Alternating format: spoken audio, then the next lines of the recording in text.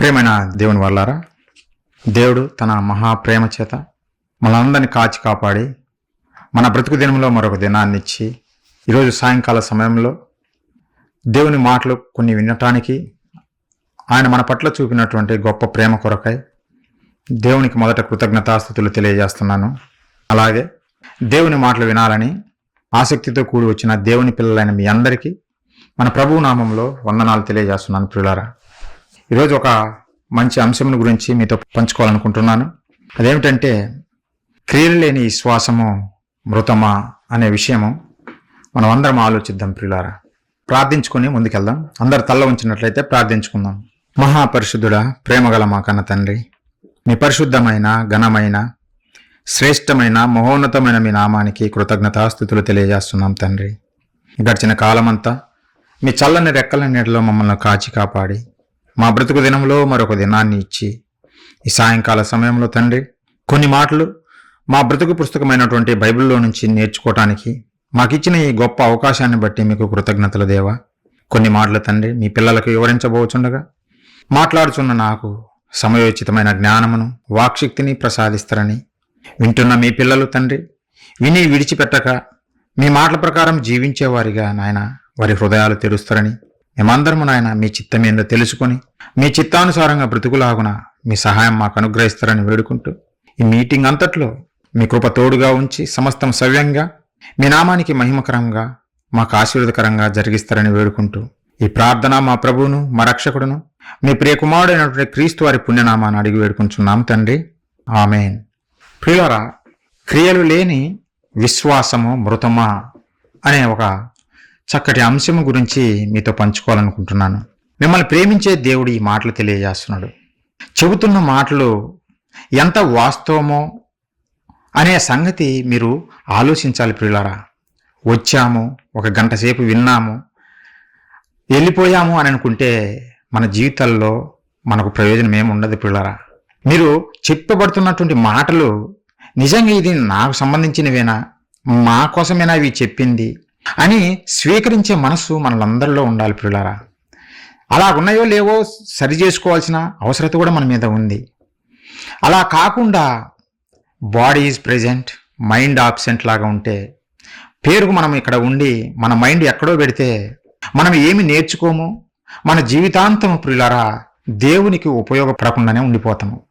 అలా ఉండకూడదనే ప్రియులారా ప్రతి నిత్యం మేము వాక్యంతో మిమ్మల్ని నింపుతున్నాం. ఎందుకంటే ఆ వాక్యమే మనల్ని బ్రతికిస్తుంది, ఆ వాక్యమే మనల్ని బలపరుస్తుంది, ఆ వాక్యమే మనల్ని సత్య మార్గంలో నడిపిస్తుంది. ఆ వాక్యం లేకపోతే మనం తప్పిపోతాం. ప్రియులారా, ఈ లోకము నిజంగా దేవునికి విరోధంగా బ్రతుకుతుంది. కాబట్టి అలాంటి సమయంలో మనకి ఈ వాక్యం లేకపోతే మనం కూడా లోకంలో కలిసిపోయే ప్రమాదం ఉంది. అందుకే ప్రతి దినము ఆయన మాటలు మనం ధ్యానించుకోవాలి, ఆలోచించాలి, వాటి ప్రకారం జీవిస్తున్నామా లేదా అనేది కూడా ఆలోచించుకోవాలి. ప్రియులారా, చెబుతున్న ప్రతి మాట ఆలోచించండి. మనం ఎవరి గురించో దురుద్దేశంతో చెబుతున్నాయి కాదు, దేవుణ్ణి ప్రేమించి వచ్చాము. ఆ దేవుడు మమ్మల్ని ప్రేమించి ఈ పరిచర్య అప్పజెప్పాడు.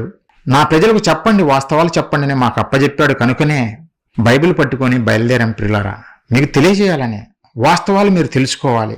మనం కనుమూసేలోపు దేవుడు ఏం కోరుకున్నాడు, ఏమి మన నుంచి ఎక్స్పెక్ట్ చేస్తున్నాడు అనే విషయాలు మీరు తెలుసుకోకపోతే తర్వాత దేవుని దగ్గర మీకు ఏం ప్రతిఫలం దొరుకుతుంది ఆలోచించండి. అందుకే ఒక మంచి అంశాన్ని ఈరోజు మీకు తెలియజేయాలనుకుంటున్నాను. క్రియలు లేనటువంటి విశ్వాసము మృతమా, మరణమా, డెడ్డా అనే విషయాన్ని మీకు తెలియజేస్తాను. ప్రియులారా, ఈ లోకంలో మనం చూస్తే ప్రతిరోజు ఉదయం నుంచి సాయంత్రం పడుకునేంత వరకు పనులకు వెళ్తాం. కూలి పని చేసుకునేవారు కూలి పని చేసుకుంటారు, అలాగే జాబ్ చేసేవారు వివిధ రకాలైనటువంటి జాబులు చేస్తూనే ఉంటారు. Collector job, doctor job, engineering job, teacher job, scientist, ఎన్నెన్నో ఈ లోకంలో మనం చూస్తున్నాము. జాబులు, ఉద్యోగాలు చేయడం మనం చూస్తున్నాము. అయితే ఏ పని చేసినా మనిషి జీతం ఎక్స్పెక్ట్ చేస్తాడు. పిల్లారా, ఈ భూమి మీద నువ్వు ఏ పని చేసినా, కూలి పని చేసినా లేదంటే కలెక్టర్ పని చేసినా, ఏ పని చేసినా మనిషి ఈ భూమి మీద జీతాన్ని ఎక్స్పెక్ట్ చేస్తాడు, జీతాన్ని కోరుకుంటాడు. అలా కాకుండా నేను సంవత్సరం అంతా పని చేస్తాను, నాకు జీతం ఇవ్వద్దు అని ఎవరైనా ఉంటారా ఈ ప్రపంచంలో? ఎవరు ఉండరు. పిల్లరా, ప్రతి ఒక్కరూ పనిచేసేది ఎందుకంటే నాకు జీతం కావాలి, నేను జీతం పొందుకోవాలి అనే ఉద్దేశంతోటే మనిషి ఈ భూమి మీద కష్టపడుతూనే ఉంటాడు పిల్లారా. జీతం లేకుండా ఏ మనిషి కష్టపడడు. ప్రతి జాబుకు నీకు జీతమే దొరుకుతుంది పిల్లారా. బాగానే ఉంది. ఈ భూమి మీద నువ్వు పని చేస్తే నీకు జీతం దొరుకుతుంది అనే సంగతి నువ్వు గ్రహించావు. అందుకే నువ్వు కష్టపడుతున్నావు, రాత్రింబగళ్ళు కష్టపడుతున్నావు నీ కుటుంబాన్ని పోషించుకోవడం కొరకు. నువ్వేదో ఈ లోకంలో గొప్పవాడిగా అవడం కోసం నువ్వు కష్టపడుతున్నావు. బాగానే ఉంది పిల్లారా. విచిత్రం ఏంటంటే దేవుని దగ్గరికి వచ్చేసరికి మనిషి డిఫరెంట్గా ఆలోచించడం మొదలుపెట్టాడు పిల్లారా. నేను దేవుని నమ్మాను, ఆదివారం చర్చికి వెళ్తున్నాను, అక్కడ నేను ప్రార్థన చేస్తున్నాను, నాకు పరలోకం దేవుడు ఇచ్చేస్తాడు అనే భ్రమలో ఈరోజు యావత్ క్రైస్తవ ప్రపంచం బ్రతుకుతుంది పిల్లారా. భూమి మీద మనిషి తాను బ్రతకడం కొరకు నేను పని చేయాలి, కష్టపడి పని చేయాలి, పని చేయకపోతే నాకు జీతం లేదు అనుకునే మనిషే, అనుకునే క్రైస్తవుడే ఈరోజు నేను చర్చికి వెళ్ళిపోతే నాకు జీతం దొరుకుతుంది, నాకు దేవుడు పరలోకం ఇచ్చేస్తాడు అనే ఒక భ్రమలో ఈరోజు క్రైస్తవ్యం బ్రతుకుతుంది. దానికి కారణము బోధకులే, బైబిల్ పట్టి బోధిస్తున్న బోధకులే ఈ తప్పు ప్రచారం చేస్తూ మనుషులను మాయ చేస్తున్నారు, మోసం చేస్తున్నారు. అది మీరు ఎలా చెప్పగలరు అంటే బైబిల్లో రాయబడిన మాటల ప్రకారమే. ఇదేదో మా సొంత జ్ఞానంతో మేము చెప్పటం లేదు. ఒక్కొక్కటిగా ఆధారాలు మీకు చూపిస్తాను పిల్లారా. మీరు మోసపోకూడదు. దేవుని దగ్గరకు వచ్చారు, ఒక స్టెప్ ఎక్కారు. దేవుని దగ్గరకు వచ్చినటువంటి మీరు మరి దేవుని దగ్గర నుంచి ఫలాలు పొందుకుంటున్నారా, దేవుని దగ్గర నుంచి జీతం పొందుకుంటున్నారా లేదనేది మీరు పరీక్షించుకోవాలి. లేకపోతే మోసపోతారు, తర్వాత ఏ ప్రయోజనం ఉండదు. మీరు మోసపోక ముందే కళ్ళు తెరవాలి, మీ మనోనేత్రాలు వెలిగించుకోవాలి. వాక్యం ద్వారా ఆలోచించాలి, వివేచించాలి ప్రియులారా. ఆ వివేచించే మాటలు ఈరోజు మీకు తెలియజేస్తున్నా. ఆలోచించండి. భూమి మీద మనిషి తాను జీవించడం కొరకు, జీతం కొరకు కష్టపడి పనిచేస్తున్నాడు. దేవుని దగ్గరికి వచ్చేసరికి నేను ప్రార్థన చేసేస్తాను, నా పరలోకం ఇచ్చేస్తాడు అని ఒక భ్రమలో బ్రతుకుతున్నాడు ప్రియులారా. నువ్వు ప్రార్థన చేస్తే పరలోకం వచ్చేస్తుందా? నువ్వు ప్రార్థన చేస్తే పాపి మారిపోతాడా? నువ్వు ప్రార్థన చేస్తే జీతం వచ్చేస్తుందా? ప్రియులారా, నేను నమ్మాను గనక దేవుడు ఇచ్చేస్తాడు అని భ్రమలో బ్రతుకుతున్నారు. ఒక అద్భుతమైన విషయము, మనమందరము నిజంగా ఆలోచించాల్సిన విషయము, దేవుడు ఒకటి చెప్పాడు ప్రియులారా. నేను నమ్మేశాను దేవుణ్ణి, నాకు పరలోకం వస్తుంది అని అనుకుంటున్నటువంటి ఈ మానవాన్ని చూసి దేవుడు పలుకుతున్న మాట ఏంటో ఒకసారి బైబిల్లో నుంచి చూడండి ప్రియులారా. నేను దేవుణ్ణి నమ్మాను, నాకు పరలోకం వస్తుంది అనుకుంటున్నటువంటి మనల్ని చూసి దేవుడు పలుకుతున్న మాటలు, నేను కాదు. ఒకసారి బైబిల్ ఉంటే ఓపెన్ చేసి అందరు చూడండి. యాకోబు రాసిన పత్రిక ప్రియులారా, 2వ అధ్యాయం మనం చూడగలిగితే 19వ వచనము ఒకసారి చూడండి. దేవుడు ఒక్కడే అని నువ్వు నమ్ముచున్నావు. అందరం మనం నమ్మేది దేవుడు ఒక్కడే అని నమ్ముతున్నాము. క్రైస్తవులందరూ నమ్మేది అదే, దేవుడు ఒక్కడే అని నమ్ముచున్నావు. బాగానే ఉంది, అలాగూ నమ్ముట మంచిదే, నువ్వు నమ్మే నమ్మిక మంచిదే. అయితే ఒక విషయాన్ని తెలియజేస్తున్నాడు. ఏమనంటే దెయ్యములను కూడా నమ్మి వణుకుచున్నవి. దెయ్యాలు కూడా నమ్మి వణుకుచున్నవి. నువ్వు ఏదైతే నమ్ముతున్నావో, ఒకే దేవుడు అని నువ్వు నమ్ముతున్నావు కదా, అలాగనే దెయ్యాలు కూడా నమ్ముతున్నాయి, దేవుడు ఉన్నాడని నమ్ముతున్నాయి, ఒక్క దేవుడే ఉన్నాడని నమ్ముతున్నాయి. అలాగే వణుకుపోతున్నాయి అంట దేవుని దగ్గర. అవి వణుకుచున్నాయి. మనము వణకకపోయినా దెయ్యాలు వణుకుతున్నాయి దేవుడు ఉన్నాడని నమ్మి. మరి దెయ్యానికి ఈరోజు క్రైస్తవ ప్రపంచానికి తేడా ఏమిటి? ఆలోచించండి పిల్లారా. నువ్వు నమ్ముతున్నావు, దెయ్యాలను దేవుణ్ణి నమ్ముతున్నాయి. మరి దెయ్యానికి ఈరోజు క్రైస్తవులు నేను దేవుని నమ్ముతున్నాము అని చెప్పుకుంటున్నటువంటి వీరికి తేడా ఏమిటి? ఎప్పుడైనా ఆలోచించాడా పిల్లారా? ఎప్పుడైనా ఆలోచించారా? ఈరోజు ఆలోచించండి. ఒకవేళ ఇంతవరకు మీరు ఆలోచించకపోతే ఈరోజు ఇప్పుడు చెప్పబడిన మాటల ప్రకారం మీరు ఆలోచించండి. దెయ్యాలు నమ్ముతున్నాయి, నేను నమ్ముతున్నాను, మరి తేడా ఏమిటి? వారి దెయ్యాలు ఎందుకు అయిపోయారు, నేను ఇంకా మనిషిగానే ఎందుకు ఉన్నాను? వారి నమ్మిక ఎలాంటిది, నా నమ్మిక ఎలాంటిది అని ఏ రోజు అలా ఆలోచించారా? ఆలోచించాలి పిల్లారా. దెయ్యాలు దేవుని నమ్ముతాయి, కానీ దేవుని చిత్తాన్ని అవి నెరవేర్చవు. దేవుని చిత్తమును అవి నెరవేర్చవు. దేవునికి విరోధంగానే బ్రతుకుతాయి. ఈరోజు క్రైస్తవ ప్రపంచాన్ని చూస్తుంటే పిల్లారా, దెయ్యానికి ఈరోజు ఉన్నటువంటి ఈ క్రైస్తవులకు తేడా ఏమీ లేదనిపిస్తుంది. దేవుని చిత్తమేంటో తెలియనటువంటి సమాజం ఈరోజు. దేవుని చిత్తం, దేవునికంటూ ఒక చిత్తం ఉంది, ఆయన మన కొరకు ఒకటి ఆలోచిస్తున్నాడు అని ఏ ఒక్కరైనా ఆలోచిస్తున్నారా పిల్లారా? సమాజాన్ని చూస్తే వీరు ఆలోచించట్లేదు అనేదే నాకు కనపడుతుంది పిల్లారా. ఊరికి చెప్పటం లేదు, మీరు ఆలోచించటం లేదు, దేవుని గురించి మీరు ఆలోచించటం లేదు, దేవుని చిత్తం ఏందో మీరు తెలుసుకోవాలని అనుకోవటం లేదు. కనుకనే పిల్లరా పొరపడిపోతున్నారు అనేక మంది. అందుకే తమ్ముడు సురేష్, మేము సువార్త ప్రకటిస్తాము, 4 దేవుని మాటలు వినిపిస్తాము అని బొడిచార గ్రామంలో ఒక ప్రాంతంలో చెబితే అక్కడ పాస్టర్, నేను సంఘ కాపరి అని చెప్పుకుంటున్నటువంటి పాస్టర్, సువార్త మాకు అవసరం లేదు, పోయి అన్ని జనులకు చెప్పుకోమను అని చెబుతున్నాడంట. అప్పుడు సురేష్ ఒక తెలివిగా ఒక ప్రశ్న వేశాడు. సరే, సువార్త మేము అన్ని జనులకే చెప్పుకుంటాం, మీకు చెప్పము. అయితే ఒక ప్రశ్న వేస్తాను, మీరు సమాధానం చెప్పండి అని అడిగాడు. ఏంటిది అంటే, సువార్త అంటే ఏమిటి అని అడిగాడు. Simple question. బైబిల్ పండితుడిగా ఎవరైనా సరే ఇది సమాధానం చెప్పాలి, బైబిల్ బోధిస్తున్న ప్రతి ఒక్కరు. లేదంటే వింటున్న వాళ్ళైనా చెప్పాలి. సువార్త అంటే ఏమిటంటే నోరెళ్ళబెట్టి చూశారు. మరి ఇంక అలాంటప్పుడు నీకు సువార్త ప్రకటించాలా లేదా? బైబిల్లో కనీసం అక్షరాలు నేర్చుకున్నటువంటి నీకు నేర్పాలి, నిన్ను గొప్పవారిగా చెయ్యాలని మేము ఉచితంగా మీకోసం కష్టపడదామని వస్తే మాకొద్దు, ఇక్కడ మాకు చెప్పొద్దు. ఇంకా ఏం చెప్పాలి? ప్రియులారా, ఇలాంటి క్రైస్తవ్యాన్ని ఈరోజు మనం ఈ ప్రపంచంలో చూస్తున్నాం. అందుకే బాధ కలిగే మేము ప్రయాసపడుతున్నాం, కష్టపడుతున్నాం, చదువుతున్నాం. ఎందుకంటే మీరు అలా ఉండకూడదు. మీరు గొప్పవారు కావాలి దేవుని దగ్గర మీకు గొప్ప ప్రతిఫలం పొందాలి అనే ఉద్దేశంతో మేము ఈ కార్యాలన్నీ చేస్తున్నాం. పిల్లారా, దెయ్యానికి ఈ మనిషికి ఉన్న తేడా ఏమిటి? ఇద్దరూ దేవుని నమ్ముతున్నారు, కానీ దెయ్యం ఏ విధంగా అయితే దేవుని చిత్తాన్ని నెరవేర్చదో ఈరోజు క్రైస్తవ ప్రపంచం కూడా, పిల్లారా, మేము క్రైస్తవులము అని చెప్పుకుంటున్నటువంటి వీరు కూడా దేవుని చిత్తాన్ని ఎరుగని వారుగానే, దేవుని కొరకు బ్రతకని వారుగానే కనపడుతున్నారు. పిల్లారా, అలాంటప్పుడు తేడా ఏముంటుంది అంటే దెయ్యంలాగానే మనము నమ్ముతున్నామనే సంగతి మనకు అర్థమవుతుంది. పిల్లారా, అలా ఉండకూడదు. పిల్లారా, అలా ఉండకూడదు. దెయ్యంలాగా మనం నమ్మకూడదు. అవి వణుకుతున్నాయి, లాభమేమి? దేవుని చిత్తాన్ని నెరవేర్చినటువంటి దెయ్యాలు. పిల్లారా, అలాంటి వాటికి వల్ల మనకు ప్రయోజనం ఏముండదు. ఆదివారము చర్చికి వెళ్తున్నాను, ప్రార్థన చేస్తాను పాపులందరి కొరకు, లేదంటే ఈ సమాజం అందరి కొరకు నేను ప్రార్థన చేస్తానంటే ఒక ఉదాహరణ చెబుతా. పిల్లారా, మన ఊర్లో సర్పంచ్ ఉంటాడు. ఆ సర్పంచ్ దగ్గరికి వెళ్ళి, నా స్నేహితుడికి జాబ్ అవసరం అండి, జాబ్ ఇప్పించగలరా కొంచెము, అతడు ఇబ్బందుల్లో ఉన్నాడు అని అంటే, సరే బాబు అప్లికేషన్ పెట్టండి. అనేక మంది అప్లై చేశారు, ఎవరు మెరిట్ ఉంటే వాళ్ళకి ఇచ్చేస్తామని ఆ ప్రెసిడెంట్ చెబుతాడు. అవునా కాదా? అంటే మన మాట మన ఊర్లో ఉన్నటువంటి మన ప్రెసిడెంటే వినడు. అలాంటిది పరలోకపు కన్న తండ్రి, సర్వ సృష్టికర్త, నువ్వు సింపుల్గా ఏమి ఆయన చిత్తాన్ని తెలుసుకోకుండా వచ్చి మోకాళ్ళుని ప్రార్థన చేస్తే నీ ప్రార్థన వింటాడా? నీ ప్రార్థన చేస్తే పాపి మారతాడా? అలాంటప్పుడు యేసుక్రీస్తుల వారు పల్లెలు ఎందుకు తిరిగాడు? ప్రార్థన చేస్తే సరిపోయేది కదా. అపోస్తులు దేశాలు ఎందుకు తిరిగారు? ప్రార్థన చేస్తే సరిపోయేది కదా. ఈరోజు క్రైస్తవులు చేస్తున్నట్టుగా వారు ఎందుకు ప్రార్థన చేయకుండా దేశాల మడి తిరిగారు?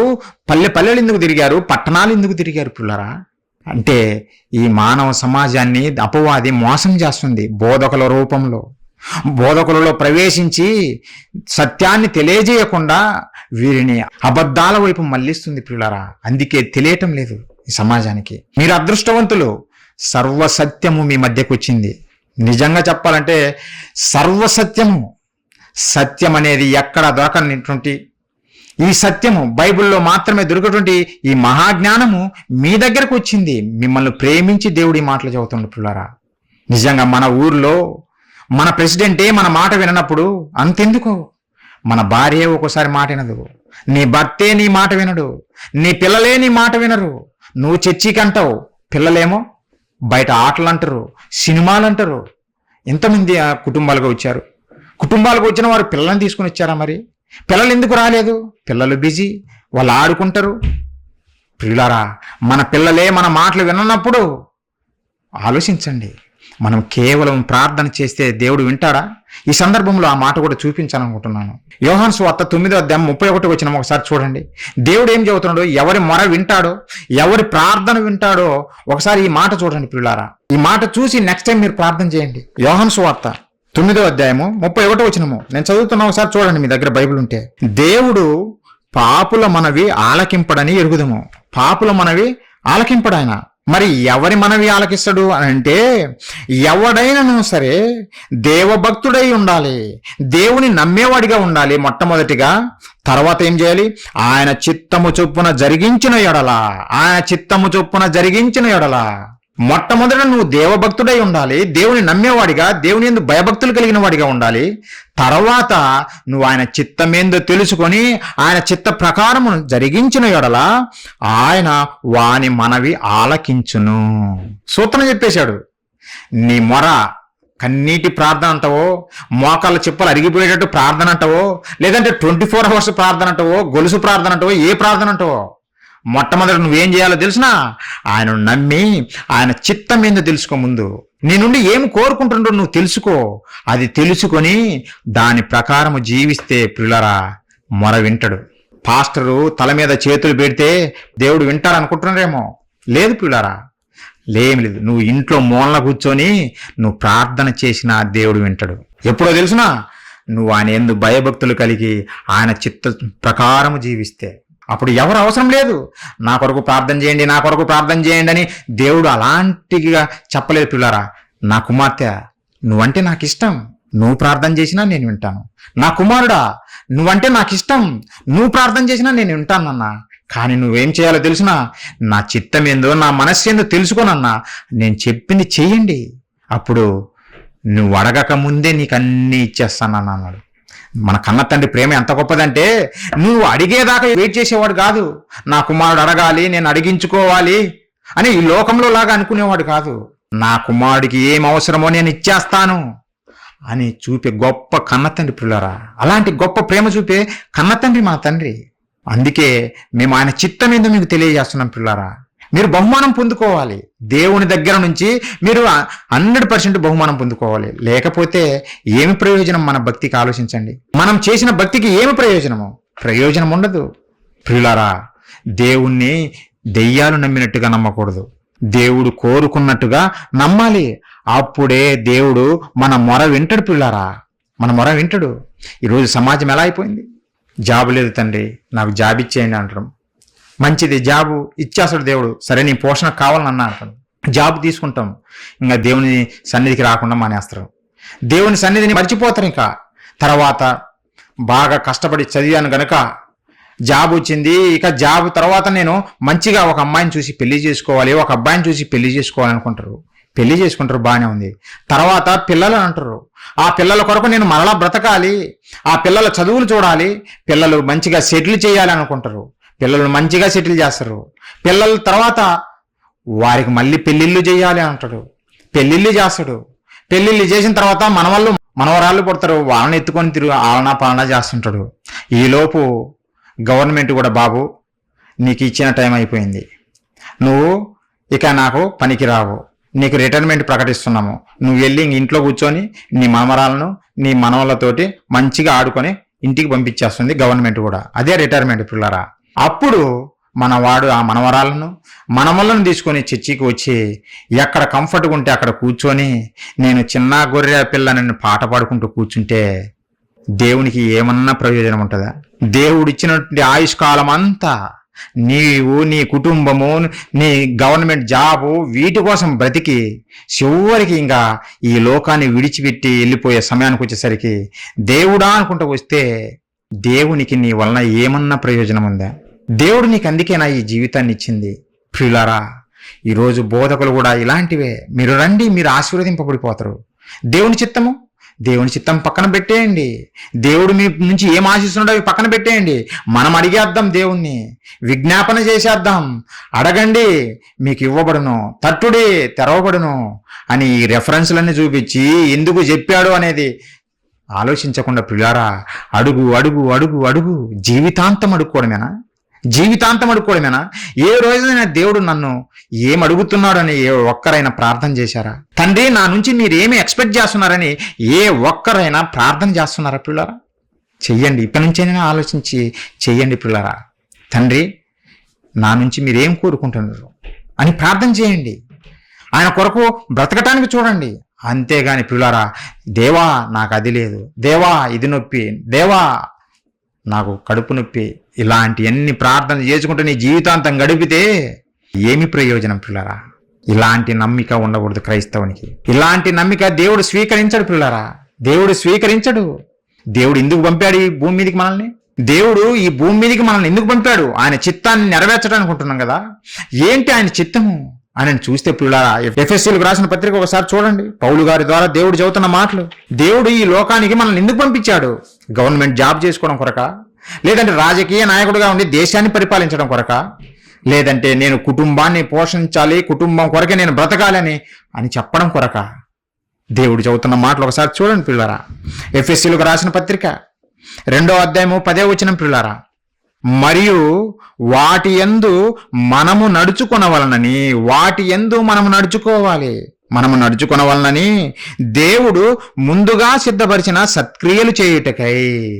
దేవుడు ముందుగా సిద్ధపరిచిన సత్క్రియలంట. సత్క్రియలు అంటే ప్రియులరా వాక్య సంబంధమైన క్రియలు. సత్యము అంటే వాక్యము.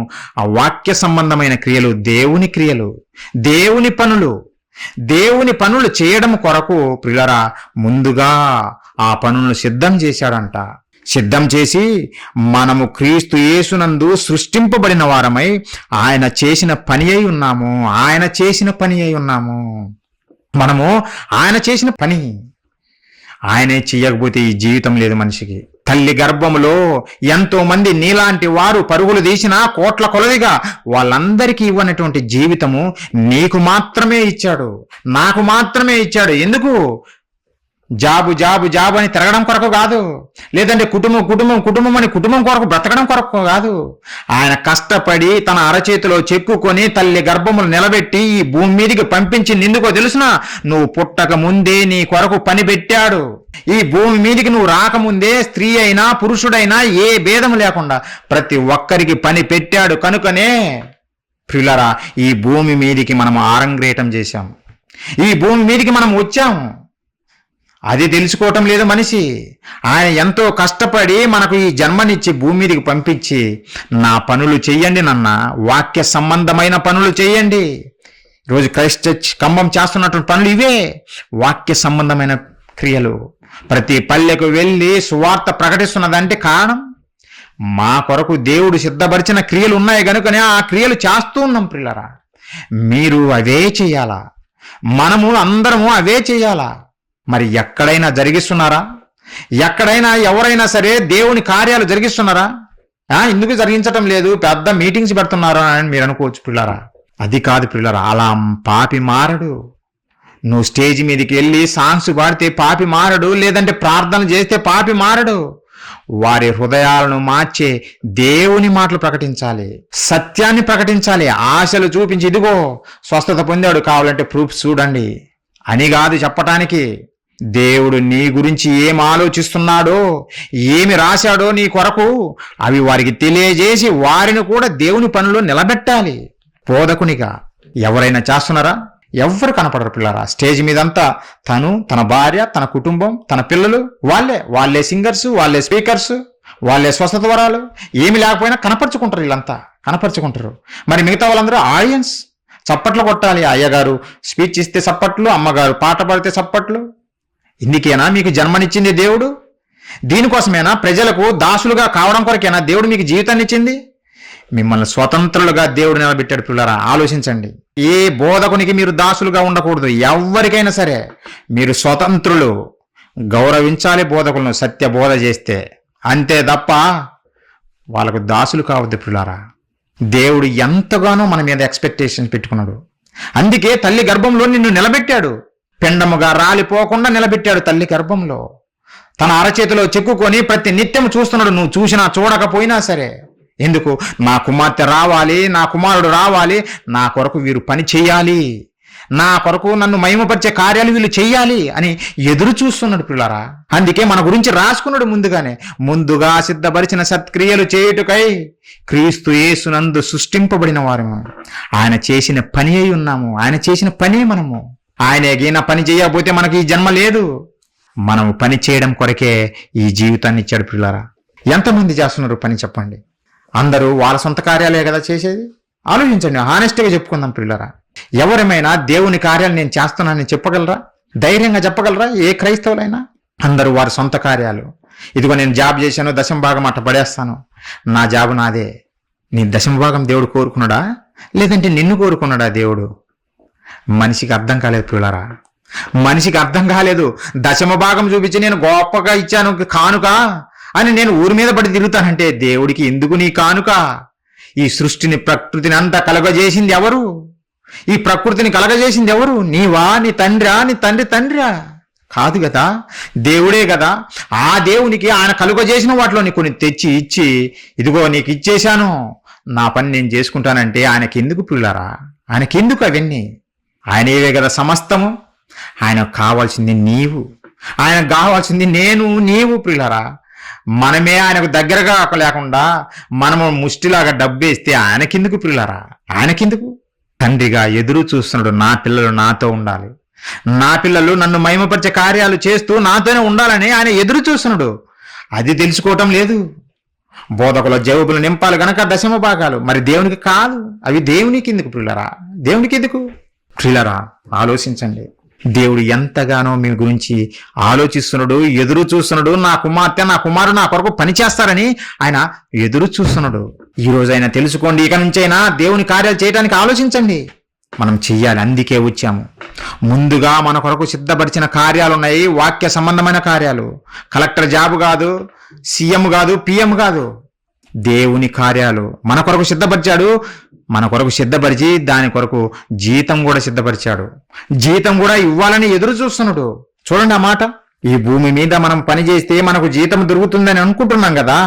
దేవుడు కూడా అంటున్నాడు, నా కార్యాలు చేయండి అన్నా, మీకు జీతాన్ని నేను ఇవ్వాలనుకుంటున్నాను అంటున్నాడు. రోమీలకు రాసిన పత్రిక 2వ అధ్యాయము 6-7 వచనాలు. ఆయన ప్రతి వానికి వాని క్రియల చొప్పున ప్రతిఫలమిచ్చును. ప్రతి వానికి వాని క్రియల చొప్పున ప్రతిఫలమిచ్చును అంటున్నాడు దేవుడు. మీరు ఎప్పుడైనా ఆలోచించారా? నీ క్రియలు ఉంటేనే నీకు ప్రతిఫలము, నువ్వు పని చేస్తేనే నీకు జీతము ఈ భూమి మీద. మరి దేవుని కొరకు ఏ పనైనా చేశావా? దేవుని కొరకు ఏ పనైనా చేశావా? మరి నువ్వు పనే చేయకపోతే నీకు జీతం ఎలా వస్తుంది పిల్లరా? మనం పనే చేయకపోతే దేవుడా నాకు జీతం ఇవ్వమంటే దేవుడు జీతం ఎలా ఇస్తాడు? అదే చదువుతున్నాడు దేవుడు. వాని క్రియల చొప్పున ప్రతిఫలమిచ్చును. సత్క్రియను ఓపికగా చేయొచ్చు. మహిమను, ఘనతను, అక్షయతను వెదక వారికి నిత్య జీవమిచ్చును. పిల్లరా, నువ్వు క్రియలే చేయకపోతే, దేవుని కొరకు పనులే చేయకపోతే నీకు జీతం ఎలా వస్తుంది? ఆలోచించండి పిల్లరా. ఈ మాయలో బ్రతకద్దు. దయచేసి మీకు చెబుతున్నాను పిల్లరా, ఈ మాయలో బ్రతకద్దు. పని చేయండి దేవుని కొరకు. దేవుడిచ్చిన ఈ ఆయుష్కాలంలో గడిచిన కాలమంతా ఎలానో గడిచిపోయింది. ఇక నుంచైనా మీరు కళ్ళు తెరవాలి. ఇక నుంచైనా మనం కళ్ళు తెరవాలి. దేవుని కొరకు కార్యాలు చేస్తేనే జీతము, నిత్య జీవము. పని చేయకపోతే జీతం లేదు. అది ఎలా కుదురుతుంది అని మీరు అనుకోవచ్చు. ఈ భూమి మీదనే చూడండి. ఒక కంపెనీలో నువ్వు జాయిన్ అవుతావు, బాగానే ఉంది. ఒక కంపెనీలో జాయిన్ అవుతావు జాబ్లో జాయిన్ అయిన తర్వాత ఏ పని చేయకుండా కూర్చుంటే వాడు ఏమంటాడు? కంపెనీ వాడు, నా జీతం ఇవ్వు అని అంటే కంపెనీ వాడు, ఎవరా నువ్వు? పని చేయలేదు గనుక నిన్ను మెడగెట్టి బయటికి గంటేస్తున్నామంటాడు కంపెనీ వాడు. పిల్లరా, వాళ్ళు ఎందుకు హైర్ చేసుకున్నారో తెలుసునా? నువ్వు పని చేస్తావని, నువ్వు పని చేస్తే నీకు జీతం ఇవ్వాలని. అలాగే కూలి పనేనా? మనం కూలి పనికి వెళ్తే, పొలంలోకి వెళ్ళిన తర్వాత నువ్వు పని చేయకుండా అటు ఇటు తిరిగి వచ్చి సాయంత్రం అవ్వగానే యజమాని దగ్గరికి వచ్చేసి నాకు జీతం ఇవ్వు అని అంటావా? ఎప్పుడు చేసావు బాబు, ఎక్కడ చేసావు పని అని అడుగుతాడుగా? లేదా? అడుగుతాడు పిల్లరా. పని చేస్తేనే జీతము ఈ భూమి మీదనైనా, అలాగే దేవుని కొరకు ఈ భూమి మీద నువ్వు పని చేస్తేనే దేవుని దగ్గర జీతం పిల్లరా. అదే చదువుతుండు. వాని క్రియల చొప్పున. నా తండ్రి, నా దగ్గర ఏ క్రియలు లేవంటే నీకు జీతం ఎలా వస్తుంది పిల్లరా? ఒట్టి చేతులతోనే పంపేస్తాడు. నేనేమో అబద్ధం చదువుతున్నా? చూడండి, బైబిలే చూడండి. నా నోటి మాటను బట్టి నమ్మకండి. బైబిల్లో రాయబడినయే మిమ్మల్ని ఆలోచింపజేయాలని మీకు తెలియజేస్తున్నాను పిల్లరా. వాని క్రియల చొప్పున మీకు జీతం ఇస్తాను. మరి క్రియలు చెయ్యాలనా లేదా? చెయ్యాలి. క్రియలు చెయ్యకపోతే నీకు జీతం లేదు. అందుకే యేసుక్రీస్తుల వారు కూడా అంటున్నారు, నేను వచ్చేలోపు మీరు క్రియలు చేయండి, మీ కొరకు నేను జీతం సిద్ధపరుస్తున్నాను అంటున్నాడు. నేను వచ్చేలోపు, నా 2వ రాకడ వచ్చేలోపు మీరందరూ, భూమి మీద ఉన్న వారందరూ పని చేయండి, దేవుని కొరకు పని చేయండి.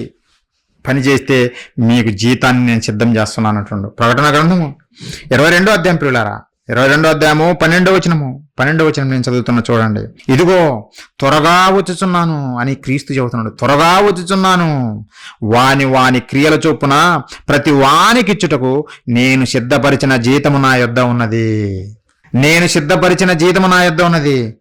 ఏమమ్మా, ఏం పని చేసావు దేవుని కొరకు అంటే, ప్రభువా ఏం చేయలేదు, ఏం చేయలేదు ప్రభువా అంటే మరి జీతం ఎక్కడి నుంచి తెచ్చిస్తారు ప్రియులారా? జీతం ఎక్కడి నుంచి తెచ్చివ్వాలి? అందుకే మీకు తెలియజేస్తున్నాం, ప్రేమించి చెబుతున్నాం. మీకు ఇచ్చిన ఆయుష్కాలము చాలా ఉన్నతమైనది, చాలా గొప్పది. దేవుడు మనల్ని నిలబెట్టాడు. ఎందుకో తెలుసునా? మీరు పని చేయాలి. పని చేసిన మీకు జీతం ఇవ్వాలి. జీతం లేకుండా దేవుని దగ్గర ఎలా ఉంటారు పిల్లరా? ఉండలేము. మీకు జీతం కావాలంటే పని చేయాలి. అనేక చోట్ల దేవుడు ఇదే మొత్తుకొని చెబుతున్నాడు, మీరు పని చేయండి, పని చేయండి. పని పెట్టే మిమ్మల్ని పంపించాను భూమి మీదకి. ఆ పని చేయండి, మీకు జీతం అంటుండు. పని చేయకపోతే జీతం లేదు పిల్లారా. దెయ్యాలు నమ్ముతున్నాయి, మనము నమ్ముతున్నామంటే కుదరదు. దెయ్యాలు పని చెయ్యవు, దేవుని చిత్తాన్ని నెరవేర్చవు. అందుకే వాటికి జీతం లేదు. దెయ్యాలకు జీతం లేదు, నిత్య నరకాగ్నిలోకి పంపబోతుండ్రు వాటిని. మరి మనము అలానే ఉండాలనా? మనం అలా ఉండకూడదు కదా. కుమారులం కదా, కుమార్తెలం కదా. కుమారులము కుమార్తెలు అయినప్పుడు మన తండ్రిని మహిమపరచాలా లేదా? యేసుక్రీస్తుల వారే మనం నమ్ముకున్న మన ప్రభుల వారు ఈ భూమి మీదకి వచ్చినప్పుడు ఏం చెప్పాడో తెలుసునా? ఏమన్నాడో తెలుసునా? ఒకసారి చూడండి పిల్లారా. ఫిబ్రవరికి రాసిన పత్రిక 10వ అధ్యాయము 5వ వచనం నుంచి పిల్లారా. కాబట్టి ఆయన ఈ లోకమందు ప్రవేశించినప్పుడు, ఎవరు? యేసుక్రీస్తుల వారు ఈ లోకంలోకి ప్రవేశించినప్పుడు ఇలాగూ చెప్పుచున్నాడు. ఏమని? నాకు ఒక జాబ్ ఇవ్వు తండ్రి అని అడిగాడా? లేదు లేదు. ఏమంటున్నాడంటే, బలియు అర్పణయు నువ్వు కోరలేదు గాని నాకొక శరీరమున మర్చితివి తండ్రి అంటుండు. బలి అర్పణలు, దశమ భాగాలు, కానుకలు, ప్రత్యేక కానుకలు ఇవి కాదు తండ్రి నువ్వు కోరుకున్నది. నువ్వేం కోరుకున్నావంటే మొట్టమొదటగా నాకు ఒక శరీరాన్ని ధరింపజేశావు. ఆత్మకు నాకు ఈ దేహాన్ని, చేతులు, కాళ్ళు, కళ్ళు వీటన్నిటిని అమర్చావు. ఒక శరీరాన్ని నాకు ఇచ్చేశావు. ఎందుకు శరీరాన్ని ఇచ్చావు అని అంటే, కింద చదువుతుండు, నాకొక శరీరమున మర్చితివి, పూర్ణ హోమములను పాప పరిహార్థ బలను నీకు ఇష్టమైనవి కావు. అప్పుడు నేను గ్రంథపు చుట్టలో నన్ను గూర్చి రాయబడిన ప్రకారము దేవా నీ చిత్తము నెరవేర్చుటకు ఇదిగో నేను వచ్చి ఉన్నానంటిని. దేవా నీ చిత్తము నెరవేర్చటానికి వచ్చి ఉన్నాను. నీ చిత్తము, నా చిత్తము కాదు తండ్రి, నీ చిత్తము. నువ్వు ఏదైతే కోరుకున్నావో, ఈ శరీరంతో నేను ఏదైతే చేయాలని నువ్వు కోరుకున్నావో, ఏదైతే గ్రంథపు చుట్టలో బైబిల్లో రాశావో నా కొరకు, అవి నెరవేర్చటానికే నేను వచ్చాను తండ్రి అని యేసుక్రీస్తుల వారు తండ్రితో మాట్లాడుతున్నాడు. ఏ క్రైస్తవుడైనా ఇలాంటి ప్రార్థన చేస్తున్నాడా? ఏ బోధకుడైనా ఇలాంటి ప్రార్థనలు చేస్తున్నారా? ఇలాంటి ప్రార్థనలు ఉండవు. అన్నీ అడగడమే. అడుగుడి మీకు ఇవ్వబడును. ఏమనగమన్నాడో తెలియదు. సొలొమోను గారు అడిగారు, తండ్రి ఈ గొప్ప జనాంగానికి తీర్పు తీర్చడానికి బాలుడైన నాకు శక్తి చాలదు నాయన, నాకు జ్ఞానం లేదు కనుక మీ జ్ఞానం నాకు ప్రసాదించండి అని అడిగాడు సొలొమోను.